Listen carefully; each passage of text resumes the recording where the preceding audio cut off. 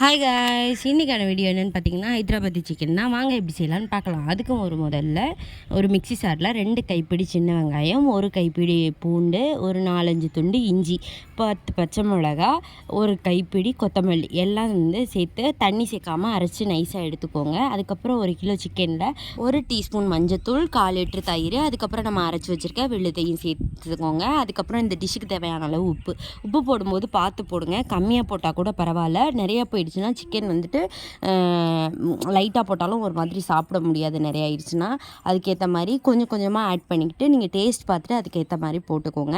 அதுக்கப்புறம் நல்லா கிளறி விடுங்க. எல்லா மசாலாவும் சிக்கனோட ஒட்டணும். அப்போ தான் இந்த இது நல்லாயிருக்கும். அதுக்காக எல்லாத்துலேயும் ஒட்டுற மாதிரி நல்லா கிளறி விட்டு ஒரு 1/2 மணி நேரம் மூடி ஊற வச்சுருங்க. அதுக்கப்புறம் 1/2 மணி நேரத்துக்கு அப்புறம் ஒரு கடாயில் கொஞ்சம் நிறையாவே எண்ணெய் ஊற்றிக்கோங்க. அப்போ தான் நல்லாயிருக்கும்.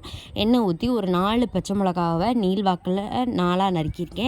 அது போட்டு நல்லா மிளகா பொரிஞ்சதுக்கப்புறம் 1 டீஸ்பூன் மஞ்சத்தூள், 2 டீஸ்பூன் மல்லித்தூள், 1 டீஸ்பூன் ஜீரகத்தூள் அதையும் நல்லா ஆட் பண்ணி விட்டு நல்லா ஒரு 30 செகண்ட் நல்லா கிண்டிகிட்டே இருங்க. ஸ்லோ ஃப்ளேமில் வச்சுக்கோங்க, மசாலாவோட கலர் மாறாமல்.